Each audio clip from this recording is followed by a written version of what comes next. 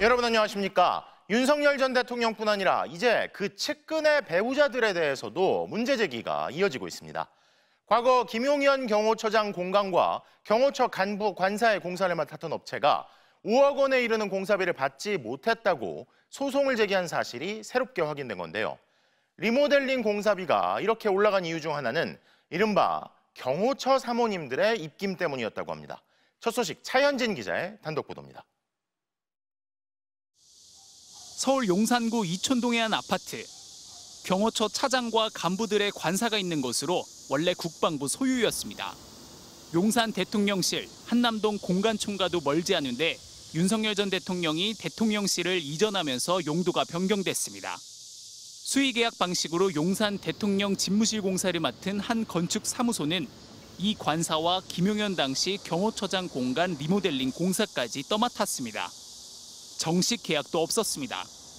처음 업체가 생각했던 예산은 각각 3천만 원 선. 하지만 비용은 천정부지로 치솟았습니다. 사모들의 간섭이 시작됐기 때문이라고 합니다. 당시 경호처 차장이던 김종철 전 병무청장의 부인이 업체 직원과 나눈 문자 메시지입니다. 사모가 직접 중문 사진 2장을 보내면서 집과 어울릴 만한 걸로 해달라고 요청합니다. 신발장 안쪽으론 거울 달 수 있는지도 확인합니다. 베란다에서 물 쓸 수 있게 수전 연결해달라, 분전함 커버를 바꿔달라는 요청부터 문손잡이와 신발장 색상, 벽지와 냉장고 종류까지. 심지어 사전에 이야기도 없던 주방 공사도 가능한지 물어봅니다. 공사 진행 상황도 수시로 챙겼습니다. 보수하고 사진 찍어달라 하고 아파트 가볼까 한다, 만날 수 있냐는 문자를 보내기도 합니다. 업체 측은 당시 경호처장이던 김용현 전 장관의 부인도 비슷한 간섭을 했고 현장에 있던 경호처 직원들도 쩔쩔매는 분위기였다고 주장했습니다.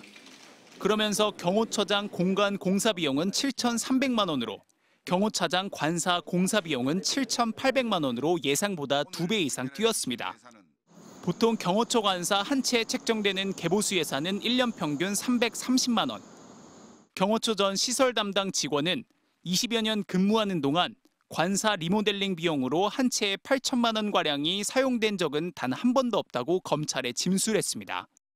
해당 업체는 관사와 관저 공사 비용은 물론 각종 시설 공사 비용도 받지 못했다며 국가를 상대로 약 5억 원의 소송을 제기한 상태입니다. 이에 대해 경호처는 경호처 관사 이전과 관련해 현재 감사원 감사가 진행되고 있고 특검 수사 대상이기 때문에 따로 밝힐 입장은 없다고 설명했습니다. MBC 뉴스 차현진입니다.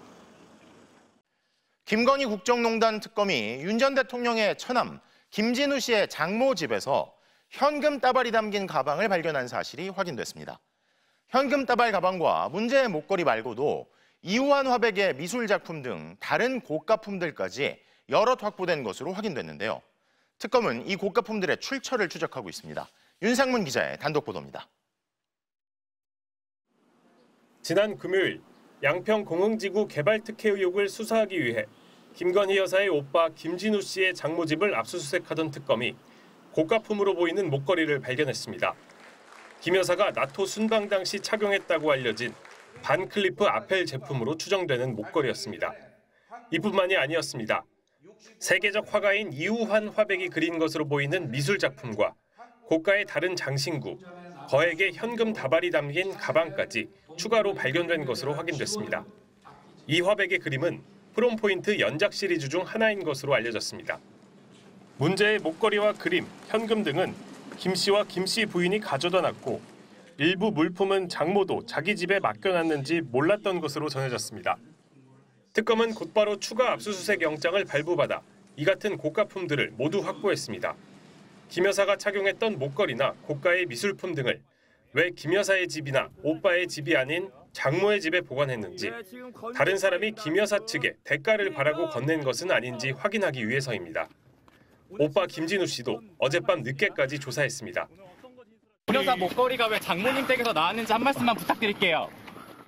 김 여사 측은 논란이 된 반클리프 아펠 목걸이 자체가 정품이 아니라 모조품이고 지인에게 선물을 했다가 다시 빌려서 착용을 한 거라는 입장입니다.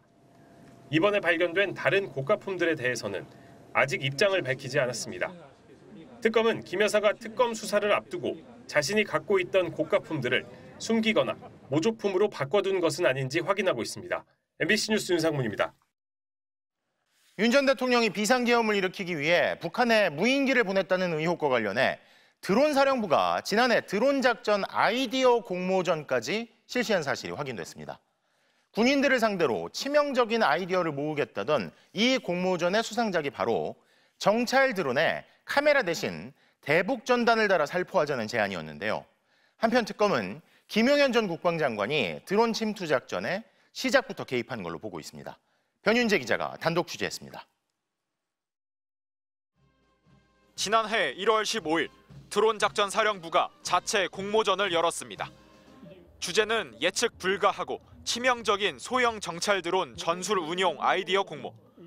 드론 사령부 산하 전체 군인을 대상으로 무인기를 이용한 다양한 작전 계획을 모아 활용하겠다는 의도였습니다.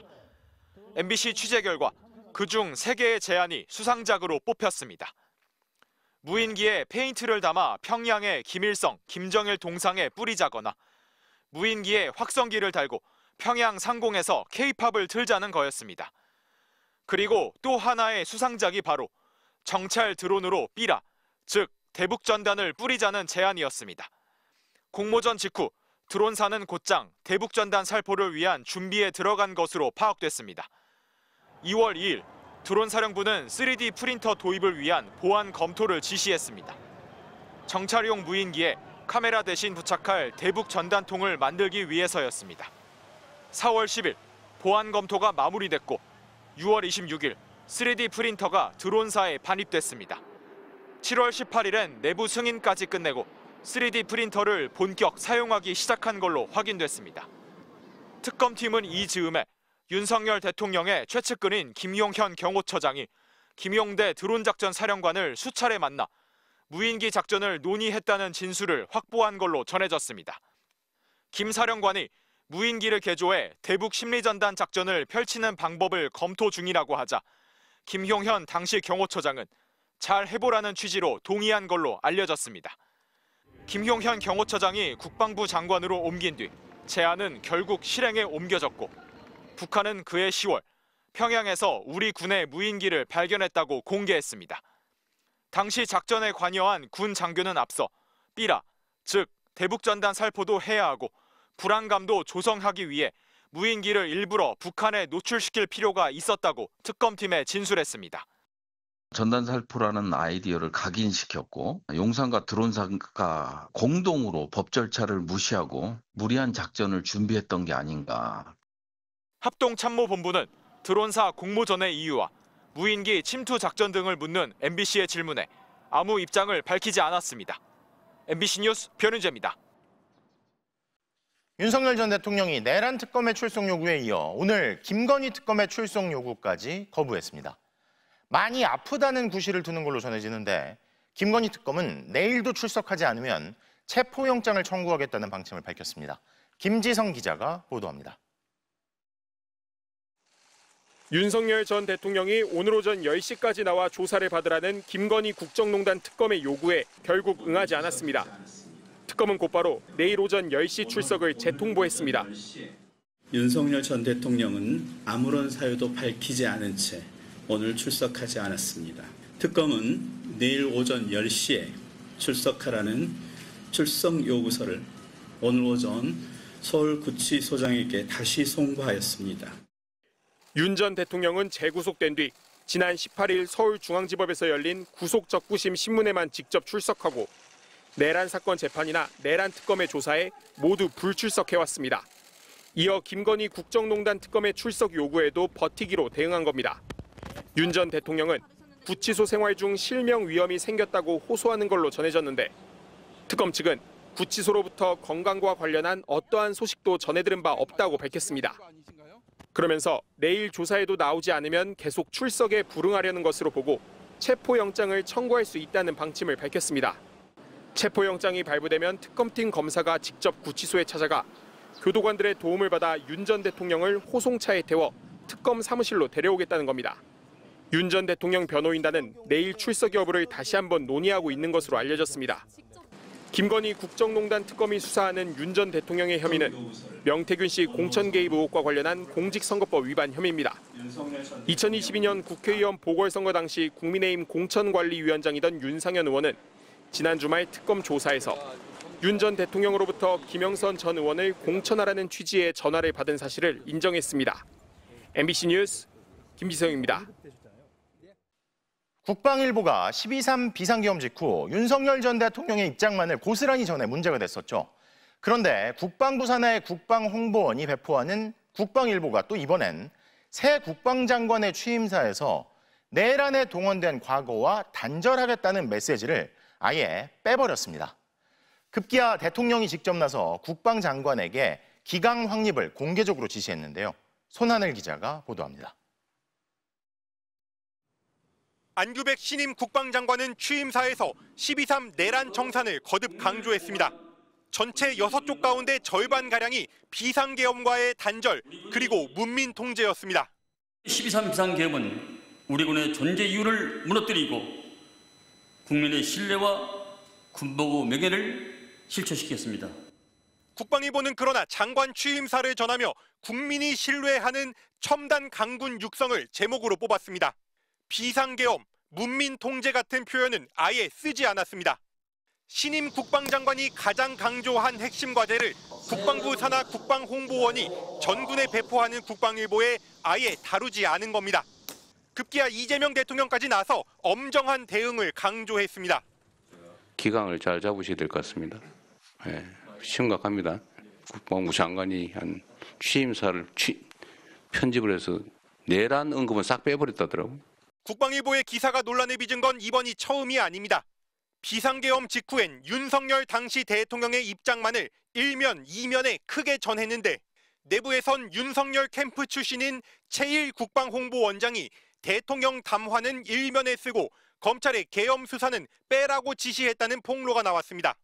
이재명 대통령 취임 이후엔 최일 원장이 한미 정상 통화에 대한 기사를 빼라고 주문했다는 주장까지 쏟아졌습니다. 국방홍보원은 장관 취임사와 관련해 최 원장의 지침은 없었다는 입장입니다. 국방부는 국방홍보원 관계자들을 상대로 본격적인 조사를 진행하고 있습니다. 국방부는 이 과정에서 우선 최 원장이 5.18 민주화 운동과 제주 4.3 사건을 거론하며 한강 작가에 대한 기사를 쓰지 말라고 했다는 진술을 확보한 것으로 전해졌습니다. MBC 뉴스 손하늘입니다.